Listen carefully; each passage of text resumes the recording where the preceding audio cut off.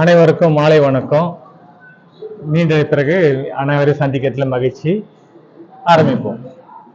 Sir, இப்போ பொதுவாக இந்த மைனர் ஆக்ட்ஸ்லாம் நிறைய இருக்குது சார். அதில் முக்கியமாக பார்த்தீங்கன்னா கிரிமினல் சைடு பார்த்தீங்கன்னா இம்மாரல் டிராஃபிக் ப்ரிவென்ஷன் ஆக்ட்னு ஒன்று இருக்குது சார். அதை பற்றி உங்களுக்கு தெரிஞ்சதை கொஞ்சம் ஷேர் பண்ணுங்க சார். இப்போ நிறைய புற்றுசல் போல இந்த மசாஜ் சென்டர்லாம் நிறைய வந்துச்சு. அந்த காலத்தில் ஒரு கட்டடத்தில் பண்ணுவாங்க இந்த சட்டவிரோதமான இந்த விபச்சார தொழில். இப்போ அது நவீன முறையில் மசாஜ் சென்டர் என்ற பேரில் இதெல்லாம் ஆற ஆரம்பிச்சிச்சு. இப்போ இந்த immoral traffic and prevention act 1956 section 15 ஒரு மேண்டிட்டரியான கிளாஸ்மா. அதில் என்ன சொல்றாங்கன்னா, சர்ச் வாரண்ட்டு நீதித்துறை நடுவர்களிலிருந்து பெற்று தான் போலீஸ் அந்த கட்டடத்தில் இது போல விபச்சாரம் நடக்குதா அப்படின்னு பார்க்கணும். ஒருவேளை போலீஸுக்கு நம்ப தகுந்தமான ஒரு தகவல் சர்ச் வாரண்ட் இல்லாம நேரடியா போலீஸே அந்த இடத்த போயிட்டு ஆய்வு பண்ணணும்னா அதுக்கு கட்டாய நடைமுறைகள் வச்சிருக்காங்க. இதுதான் சொல்றது செக்ஷன் 15. அதுல என்னன்னா, ரெடியூசிங் ரைட்டிங்ன்றாங்க. எழுத்துப்பூர்வமா எழுதி வச்சுட்டு அது உயர் அதிகாரிக்கு தகவல் கொடுத்துட்டு அதுக்கப்புறமா நீங்க என்ன பண்ணணும், அந்த இடத்துல இருந்து போலீஸ் ஸ்டேஷன்ல இருந்து கிளம்பி அந்த குறிப்பிட்ட கட்டடத்துக்குள்ள நீங்க போய் ஆய்வு பண்ணணும். ஒண்ணு.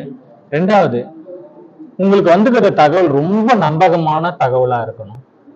அதுக்கப்புறமா சமுதாயத்துல மதிப்பு மிக்க 2 நபர்களை கூட அழைத்து செல்லணும். அந்த ஆய்வுக்கு போறாங்க இல்லையா, அந்த விபச்சாரம் நடக்குதுன்னு சொல்றாங்க இல்லையா, அந்த ஆய்வுக்கு போகும்போது சமுதாயத்தில் மதிப்பு மிக்க 2 நபர்கள், அதுல ஒரு நபர் கட்டாயமா பெண் நபரா இருக்கணும். இது ஒரு மேண்டிட்டரி கிளாஸ். அபார்ட் ஃப்ரம் அந்த இடத்துல பெண் போலீசார் உடன் இருக்கணும். அந்த ஆய்வுக்கு போறாங்க இல்லையா, அந்த பெண் போலீசார் கூட இருக்கும். ஏன்னா அங்க பெண்களை தான் மீட் எடுக்க போறாங்க. பாதிக்கப்பட்ட பெண்களை அவங்கள ஹோமுக்கு அனுப்புறதோ வேறு அரசு அலுவலகங்களுக்கான கட்டிட இல்லத்துக்கு அனுப்புறதுக்காகவோ பெண் போலீஸ் கூட இருக்கணும்.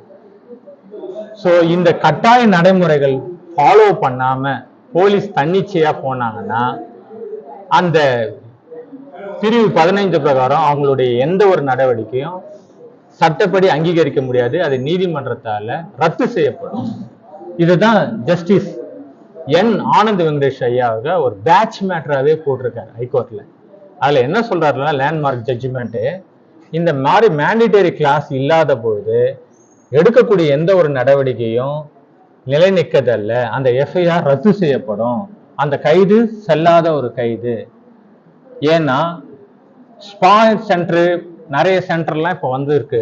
அது ஒரு இந்திய ஆய்வு முறைன்னு பார்க்கும்போது ஒரு இந்தியன் ரூட் காஸ்ட் சிகிச்சை முறைன்னு தான் சொல்றாரு, அங்கீகரிக்கிறாரு.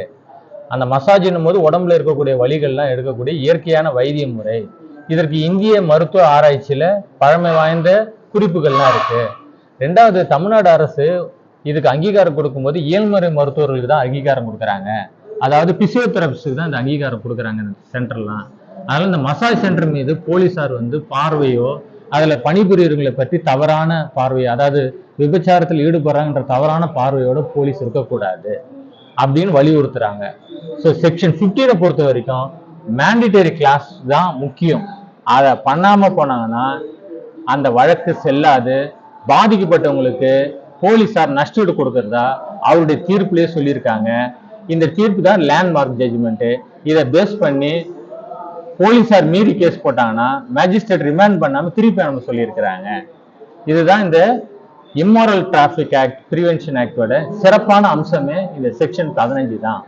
அதுல வேலை செய்யறவங்களை தவறான கண்ணோட்டத்துல பார்க்க கூடாதுன்றது தான் சட்டத்தோட நோக்கம். போலீஸ் சம் நேரம் அவங்களுக்கு சில மதிப்பு ஆதாயம் கிடைக்கலன்றதுக்காக வருஷத்துக்கு இவ்வளவு கேஸ் போன்றதுக்காக போடுறாங்க, அது தவறு.